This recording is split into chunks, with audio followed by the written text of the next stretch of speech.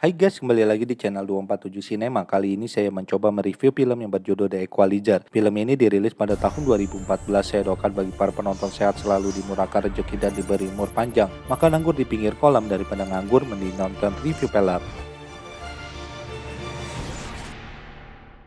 Di awal film kita diperlihatkan seorang bapak-bapak berkepala plontos yang merupakan karyawan di sebuah tos serba yang menyediakan perlengkapan rumah tangga yang cukup besar. Pria itu bernama Robert Mikol. Siapa sangka dia adalah seorang mantan agen pemerintah di pekerjaan sebelumnya. Setelah dirinya pensiun menjalani kehidupan di Massachusetts, Boston, yang tentu saja jauh dari kekerasan dan pertumpahan darah seperti pekerjaan sebelumnya. Mikol berusaha melupakan masa lalunya yang kelam dan merahasiakan identitas aslinya, apalagi mengenai kematian istrinya yang terbunuh dalam suatu peristiwa yang sangat menyakitkan dirinya. Ia selalu bekerja dengan sebaik mungkin walaupun usianya sudah tidak muda lagi, namun tenaganya masih sangat energi, tidak kalah dengan teman pekerja lain yang jauh lebih muda darinya. How's it going, Mr. McCall? Seorang teman dekatnya yang bernama Ralphie meminta bantuannya untuk melatih dirinya menurunkan berat badan karena ia ingin berpindah menjadi security di tempat bekerja tetapi tidak pantang dalam hal makanan. Mikol melatih Ralphie dengan keras. Ia harus menarik ban truk sejauh mungkin agar berat badannya turun drastis, berat badan yang ideal untuk menjadi seorang security. Kebiasaan Mikol adalah selalu membawa buku saat pergi kemanapun dan selalu membacanya sampai larut malam. Ternyata Mikol selain jago bela diri juga pintar menari. Mungkin saja karena dahulunya adalah mantan anggota grup boy band. Like Gladys Knight in the Pips, like this.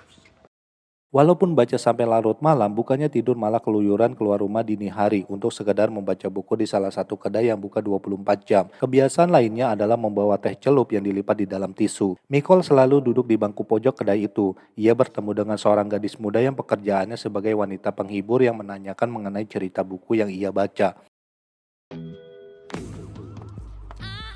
Di malam selanjutnya, Mikol bertemu kembali. Ia menceritakan mengenai buku yang dibacanya. Panggilan telepon di HP wanita tersebut, namun sepertinya gadis itu tidak menyukai pekerjaannya. Terlihat dari merasa sedih ketika pelanggannya datang.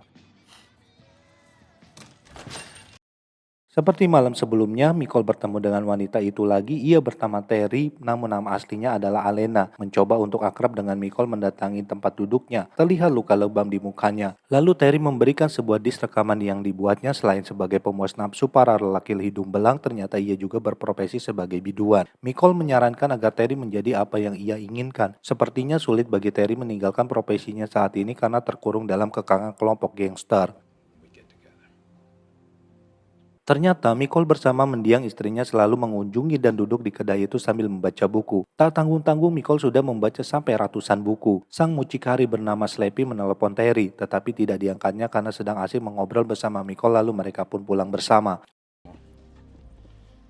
Yeah, sounds like my one. Di tengah perjalanan, Slappy bersama anak buahnya mencegah Terry yang sedang berjalan dengan Mikol dan menyuruhnya masuk ke dalam mobil. Slappy memberikan kartu nama kepada Mikol dan pergi. Seperti biasanya, Mikol pergi ke kedai waktu dini hari untuk membaca buku di sana. Namun sudah 2 malam itu tidak menemukan Terry. Penjaga kedai bilang bahwa Terry telah masuk ke rumah sakit karena ada seseorang yang melukainya. Mendapatkan informasi tersebut membuat Mikol segera pergi ke rumah sakit untuk menjenguk Terry yang sedang tidak sadarkan diri karena mengalami cedera yang cukup serius. Seorang teman baik Terry yang bernama Mandy mendampinginya selama di rumah sakit. Ia bercerita kepada Mikol bahwa Slappy lah yang telah memukuli wajah Terry. Slappy adalah seorang bos mafia berasal dari Rusia, mempunyai tempat hiburan malam dan menjual banyak miras di dalamnya. Pernah sekali ia menyiram wajah seorang gadis dengan air keras. Hal tersebut dilakukan agar para wanita penghibur di bawah naungannya tidak membangkang terhadapnya. Ia dapat melakukan apapun kepada apa yang mereka sebut sebagai aset. Mandy yang membawa Terry ke tempat hiburan malam tersebut. Waktu itu usianya masih belia dan mempunyai suara yang sangat merdu. Mungkin saja suatu saat nanti menjadi penyanyi yang terkenal. Namun karena adanya Slappy membuat Terry mengubur impiannya itu. Pekerjaan yang sangat hina membuatnya menderita dalam beberapa bulan belakangan ini.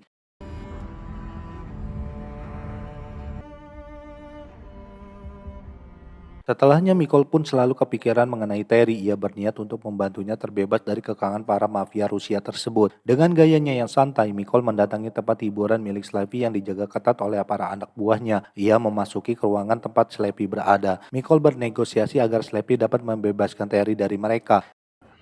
I understand it's like you're an Ia juga membawa uang pribadi dari tabungannya selama bekerja sebanyak $9.800 secara cash. Namun hal tersebut ditolak mentah-mentah oleh Slappy. Ia meremehkan kedatangan Nicole ke tempat bisnisnya hanya seorang diri. Nicole juga dianggap menghina dirinya. Slappy bilang uang yang dibawa oleh Nicole bisa didapat hanya sekali servis dari para wanita penghibur tersebut. Belum lagi ditambah dengan tips sebagai loyalitas. Slappy menyuruh Nicole untuk pulang dengan cara baik-baik. Alih-alih pulang dengan membawa uangnya, Nicole menghitung waktu pergerakan untuk membantai satu persatu dari mereka. Aksi Nicole pun diperlihatkan sangat mengesankan. Slappy bersama beberapa anak buahnya dibantai dengan waktu yang tidak lebih dari 19 detik saja.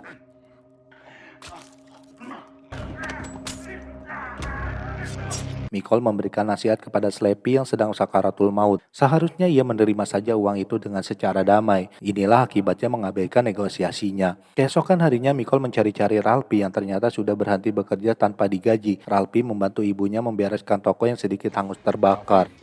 Heard you quit today. I got worried. Toko ibunya memang sengaja dibakar oleh 2 orang oknum polisi karena tidak memberikan upeti setiap bulannya dengan alasan demi peraturan hukum. Malam harinya 2 orang oknum polisi mendatangi warteg milik ibu Ralphie kembali sambil menagih uang upeti lalu mereka pun pergi. Rupanya Nicole telah menunggu mereka berdua di sebuah gang sempit lalu menunjukkan sebuah video saat pemerasan dilakukan oleh mereka kepada para pemilik toko di pinggir jalan. Kemudian melumpuhkan mereka dan menyuruh mengembalikan uang kepada ibu Ralphie.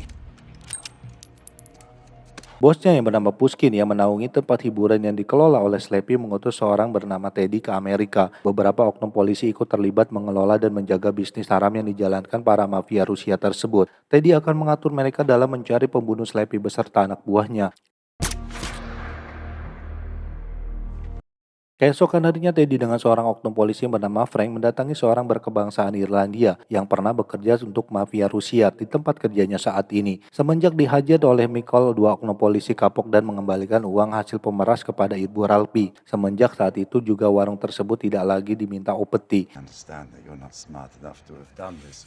Teddy menuduhnya sebagai pembunuh Slappy bersama anak buahnya. Karena tidak terima, ia mengata-ngatain Teddy sehingga membuat Teddy naik darah lalu memukulinya bertubi-tubi dan tidak sadarkan diri. Malam harinya Teddy mendapatkan telepon dari Pushkin di Rusia menanyakan apakah sudah menemukan orang yang membunuh Slappy di beberapa hari sebelumnya. Rupanya Teddy telah mendapatkan foto Nicole tengah berjalan melintasi pinggir kota bersama Terry. Ia mengetahui bahwa Nicole lah yang telah membunuh Slappy. Sorry. Di dalam perjalanannya, Teddy menginterogasi Mandy tentang kejadian sebelum Slappy terbunuh. Teddy telah mengetahui Slappy berurusan dengan salah satu gadis binaan yaitu Terry. Mandy berdalih hanya mengetahui Terry dari daftar nama saja. Ternyata Teddy juga telah mengetahui bahwa Mandy telah berbohong kepadanya. Ia merupakan teman dekat dari Terry. Mandy pun sangat ketakutan apa yang akan Teddy perbuat kepadanya. Nice man, a black man. Akhirnya Mandy pun buka suara mengenai Nicole yang telah mengunjungi Terry saat dirawat di rumah sakit. Ia menceritakan ciri-ciri dari Nicole kepada Teddy tetapi tidak memberitahu namanya. Di tempat lainnya, tim dari Hobart memenangi pertandingan bisbol dengan tim tos serba lainnya. Terlihat Ralphie mengenakan seragam dan profesi barunya sebagai security. Kemudian Teddy mencekik Mandy dengan sangat kejam. Ia membunuhnya karena telah berbohong kepadanya mengenai Terry. Jenny yang sedang bertugas menjadi kasir mendapatkan ancaman senjata api dari seorang gangster yang meminta uang dan cincinnya. Nicole yang berada di dekatnya hanya bisa terdiam sambil mengamati dan mencatat plat nomor pelaku lalu mengambil palu.